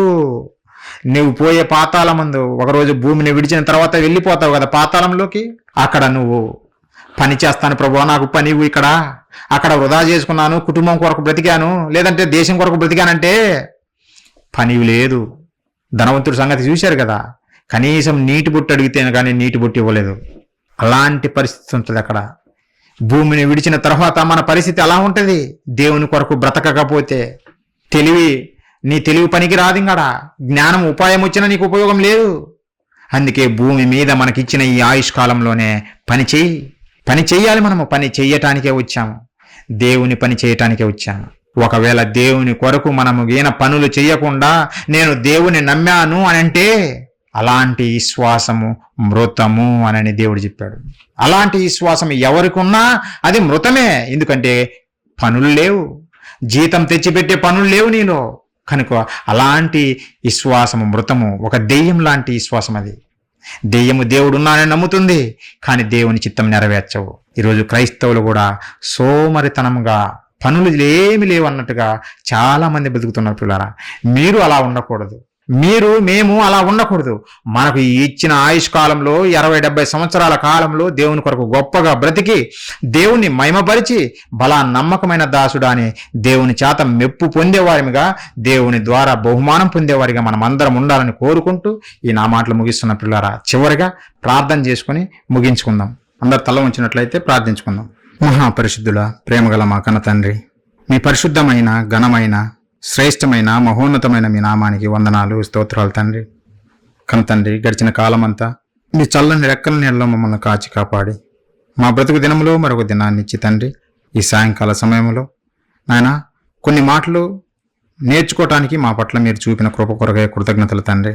మీ మాటలు తండ్రి వినిపించాలని ఆశతో ఈ మీటింగ్ అరేంజ్మెంట్ చేశాను నాయన. మీ మాటలు విన్న మీ ప్రియులైన పిల్లలందరినీ బట్టి ప్రార్థిస్తున్నాం నాయన. విన్న మాటలు విని విడిచిపెట్టే వారిగా కాకుండా తండ్రి, చెప్పబడుతున్న మాటలు నాయన మా కోసమే అని వారు గ్రహించి మీ కార్యాల్లో ఉండులాగునా తండ్రి, వారికి కావలసిన బుద్ధిని, జ్ఞానమును, వివేచనను మెండుగా ప్రసాదించండి. ఎవరి చేతిలో మోసపోకుండా మీ కొరకు తండ్రి గొప్పగా బ్రతికేవారిగా, మీ దగ్గర బహుమానం పొందేవారిగా ప్రతి ఒక్కరిని పేరు పేరున దీవించమని వేడుకుంటున్నాం నాయన. అలాగే క్రైస్ట్ చర్చ్ టీం మెంబర్స్గా ఉన్న తమ్ములను బట్టి ప్రార్థిస్తున్నాం తండ్రి. వారిని, వారి కుటుంబాలను తండ్రి, పిల్లలను ప్రతి ఒక్కరిని పేరు పేరున దీవించండి. ఇంకా మేము నాయన మీ పరిచయలో బలంగా వాడబడులాగున తండ్రి మార్గాలు తెరుస్తారని, అనేక మందికి సత్య సువార్తను తెలియజేయలాగున మీ కృప చూపి ముందుకు నడిపిస్తారని, మీ చిత్తానుసారంగా ఈ కార్యాలు జరిగిస్తారని వేడుకుంటున్నాం కన తండ్రి. ఇంకా నాయన రానున్న కాలంలో అనేక కార్యాలు తండ్రి మమ్మల్ని మహిమపరిచేవి చేయాలనుకుంటుండగా ప్రతి విషయంలో మాకు తోడుగా ఉండి నడిపించండి. మీ చిత్తానుసారంగా నడిపించండి తండ్రి. మీకే మహిమకరంగా, మాకు ఆశీర్వాదకరంగా జరిగిస్తారని వేడుకుంటున్నాం కన్న తండ్రి. దేవా, ఏ ఒక్కరూ నాయన మీ మాటలను అపార్థం చేసుకొనకుండా తండ్రి మాయ బాధల వైపు తిరగకుండా సత్యం అర్థం చేసుకుని ఆ సత్యవాక్య ప్రకారం జీవించేవారిగా నాయన, తద్వారా వారు ప్రతిఫలం మీ నుండి పొందేవారిలాగా ప్రతి ఒక్కరిని పేరు పేరున దీవించమని వేడుకుంటూ, మీ సేవలో ప్రతి ఒక్కరూ వర్ధిల్లులాగున కృపచూపి నడిపిస్తారని బ్రతిమాలు వేడుకుంటూ ఈ ప్రార్థన మా ప్రభువును, మా రక్షకుడును, మీ ప్రియకుమారుడైనటువంటి క్రీస్తు వారి పుణ్యనామాన్ని అడిగి వేడుకుంటున్నాము తండ్రి. ఆమేన్. మనందరి కన్న తండ్రి అయిన దేవుని ప్రేమ, మన ప్రభువు రక్షకుడు క్రీస్తు వారి మహాకృప, పరిశుద్ధాత్మ దేవుని అన్యోన్య సహవాసము మనకును సకల పరిశుద్ధులకును దేవుని చిత్తము చొప్పున జరిగిస్తున్న ప్రతి ఒక్కరికి తోడైండి నడిపించునుగాక. ఆమేన్. ప్రియులారా, మీ అందరికీ ప్రభునామములో మరొకసారి వందనాలు తెలియజేస్తున్నాను.